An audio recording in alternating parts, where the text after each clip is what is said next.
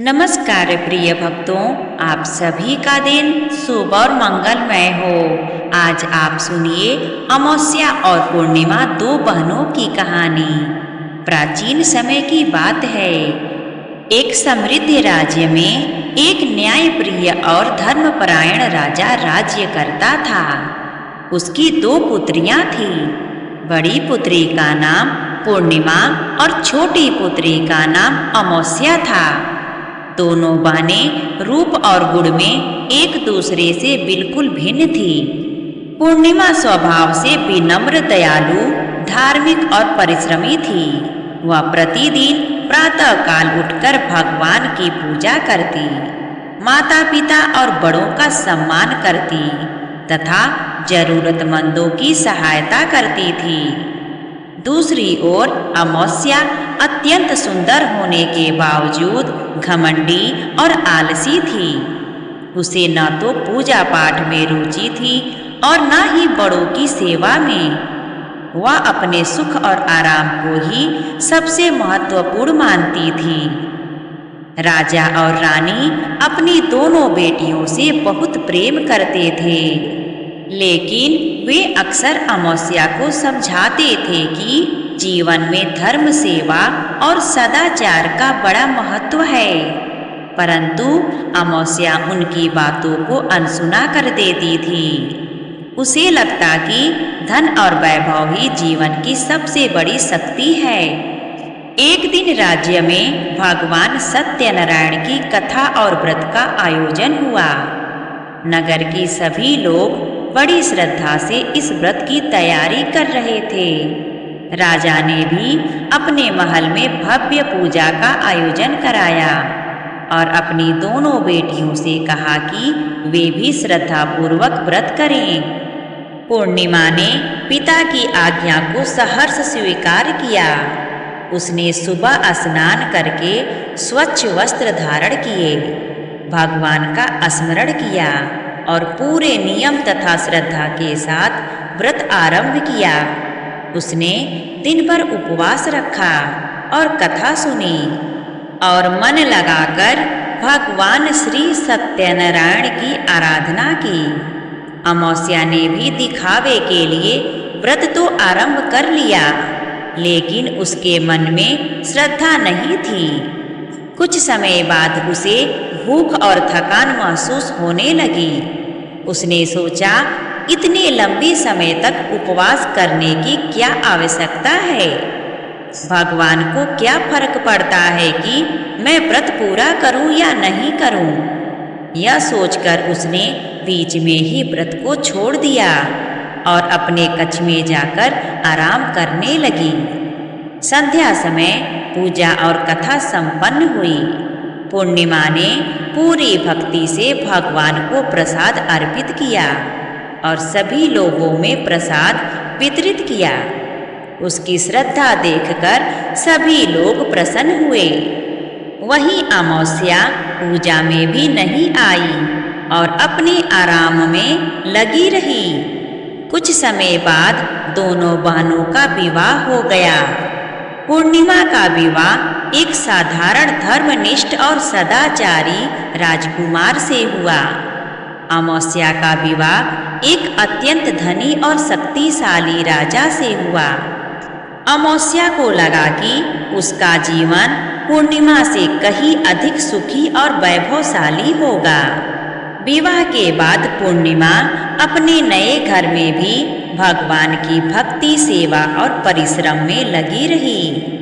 वह नियमित रूप से व्रत पूजा करती और जरूरतमंदों की सहायता करती थी। धीरे धीरे उसके घर में सुख, शांति और समृद्धि बढ़ने लगी। उसके पति का राज्य भी उन्नति करने लगा।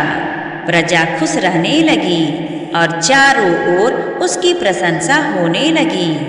दूसरी ओर अमावस्या अपने धन और ऐश्वर्य के घमंड में डूबी रही। उसने पूजा पाठ और धर्म कर्म से दूरी बना ली। धीरे धीरे उसके जीवन में समस्याएं आने लगी। उसके पति के राज्य में अशांति फैलने लगा, व्यापार में हानि होने लगा और धन संपत्ति कम होने लगा। महल में कलह का वातावरण रहने लगा। एक दिन अमावस्या बहुत दुखी होकर अपने मायके आई। उसने देखा कि पूर्णिमा का जीवन अत्यंत सुखमय है। उसके घर में समृद्धि, सम्मान और आनंद का वातावरण है। यह देखकर अमावस्या को आश्चर्य हुआ। उसने अपनी बहन से पूछा, बहन, तुम्हारे जीवन में इतना सुख और वैभव कैसे है, जबकि मेरे पास पहले सब कुछ था, फिर भी मैं दुखी हूँ। पूर्णिमा ने प्रेम पूर्वक उत्तर दिया, बहन, यह सब भगवान की कृपा और अच्छे कर्मों का फल है। मैंने सदैव श्रद्धा, सेवा और सत्य का मार्ग अपनाया है। भगवान सत्यनारायण के व्रत और भक्ति ने मुझे शक्ति और सुख प्रदान किया है। अमावस्या को अपनी गलती का एहसास होने लगा। उसे याद आया कि उसने भगवान श्री सत्यनारायण का व्रत बीच में ही छोड़ दिया था और धर्म का कभी सम्मान नहीं किया। वह पश्चाताप करने लगी। पूर्णिमा ने उसे समझाया कि यदि वह सच्चे मन से अपनी भूल स्वीकार कर ले और भगवान की भक्ति करे तो उसके जीवन में भी परिवर्तन आ सकता है। अमावस्या ने अपनी बहन की बात मान ली। उसने श्रद्धा और विश्वास के साथ भगवान श्री सत्यनारायण का व्रत करने का संकल्प लिया। इस बार उसने पूरे नियम और भक्ति के साथ व्रत किया। उसने कथा सुनी, भगवान का स्मरण किया और गरीबों को भोजन तथा दान दिया।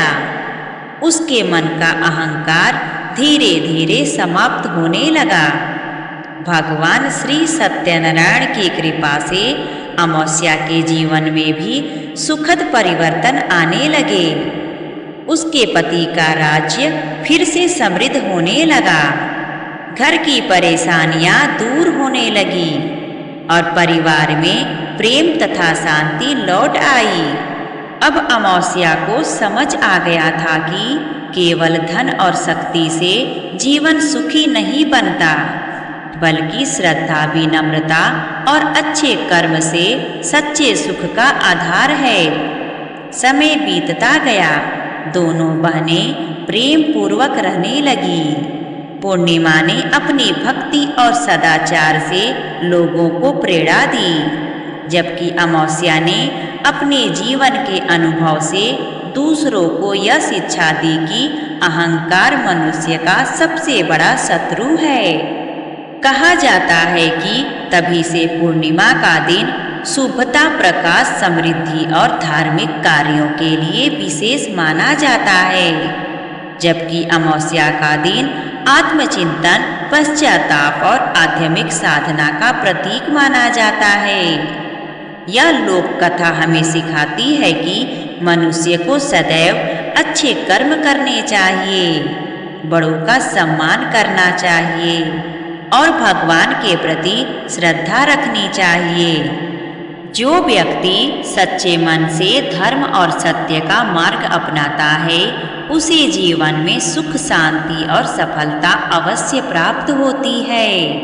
श्रद्धा, भक्ति, परिश्रम और अच्छे कर्मों का फल हमेशा शुभ होता है, जबकि अहंकार, आलस्य और धर्म से विमुखता अंततः दुख का कारण बनती हैं। भगवान सच्चे मन से की गई प्रार्थना और भक्ति को अवश्य स्वीकार करती हैं तथा अपने भक्तों पर कृपा बरसाती हैं। प्रिय भक्तों, अमावस्या और पूर्णिमा की कहानी आपको कैसी लगी, हमें कमेंट करके जरूर बताइए और हमारे चैनल आरवी नई कहानियाँ को सब्सक्राइब करना ना भूलिए। धन्यवाद।